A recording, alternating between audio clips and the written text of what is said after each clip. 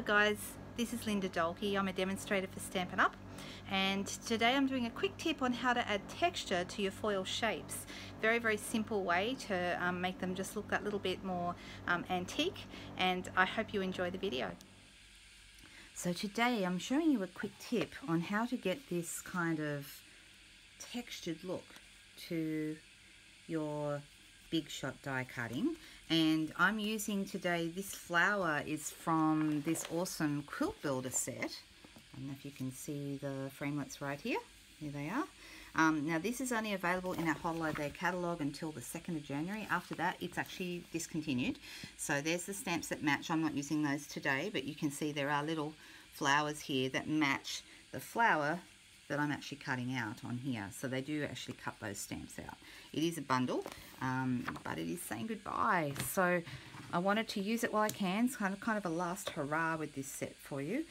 I'm using champagne foil, which is also in that catalogue, but good news is it's not discontinuing. So you'll still be able to get that. It won't be in a catalogue for now, but it is carrying over, so you will still be able to get it from your demonstrator.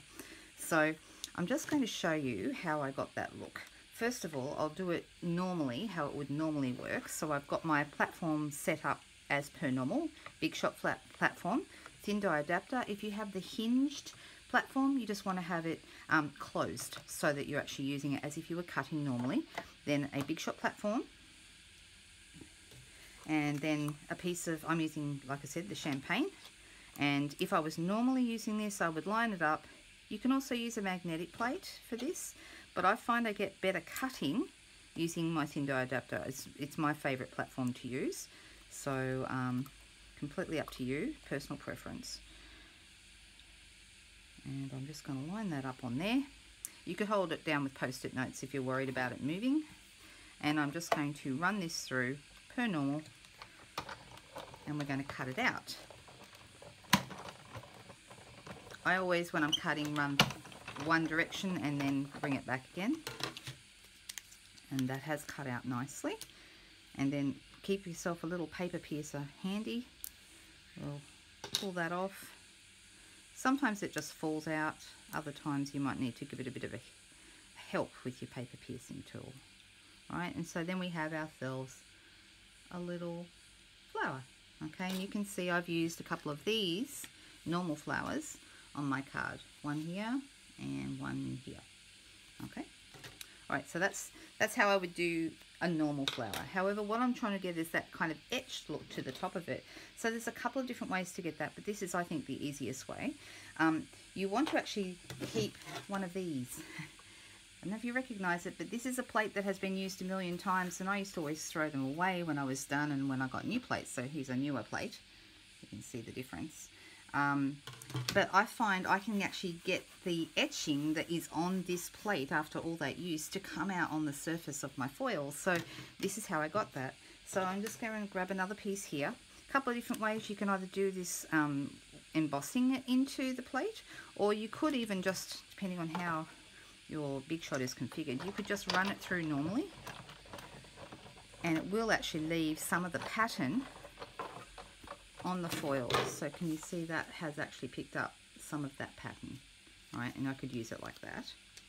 But what I'm going to do now is I'm actually going to emboss with my framelits. Now I did this also in my last video, so if you want to see a different way to emboss, it's actually to get this look also with these quilt builder dies, so actually embossing into the paper, then that's in the last video that I did, so go back and have a look at that one. So this time I'm going to pull off my thin die adapter. If you have a hinged platform, you want to open it, put my platform down, put my base plate down, and I'm actually going to be using, like I did last time, these silicone craft sheets they're called in the catalogue, but I usually just call it my silicone mat.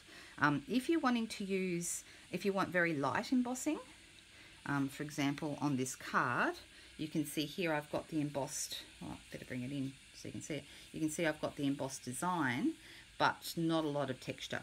So I used one mat to get that. But if you want more texture, then you'll put in two. It allows you to control the thickness of the embossing or the result. And then I'm going to put down, let me just grab. So I'm actually going to, first of all, like I said, use my old mat to try and get the surface of that a little bit etched. And you'll see you get a slightly deeper, better result, I think, doing it this way than just running it through on your cutting plate normally. But both will give you a reasonable result. Yep, that's good. Okay, and now I'm going to put these down. Now with one mat, you're going to get that slight design, but with two, you're going to get a thicker design. So let's put that through here. Doesn't matter if you use which top plate you use this time. And run that through. You can bring it back if you want to, it's completely up to you, but you don't really need to because you're not cutting, you're actually only embossing. Okay, so it's almost cut through, but not quite. If I'd only sent it through once, it wouldn't be as pronounced. And this time, you should be able to see, we've actually got even the little dashes in the middle of the petals that are formed by the pattern in this. Can you see that okay? All right, so to cut that out now, I would actually run that through normally. So big shot platform, thin die adapter, base plate, no cutting pads, no silicone mats this time. Put that down and we're just going to cut the outside this time. There'll be enough of the embossed pattern still left there. You can go one way and then the other, up to you. Sometimes you get a little bit of flattening down of the paper, but it shouldn't be too bad. And there you go. There we've got our piece with more of the design behind. You can see that there. Okay, so that's my quick tip today. I hope that you've enjoyed that. It's really easy. If you play around with your big shot, every big shot is configured a little bit differently, so you may get slightly varying results. But you can see I've actually done different amounts of embossing on this design, all with my framelits. So this will probably be the last video I make with this particular set. So I hope you've enjoyed all the videos, and thanks guys. Back again soon.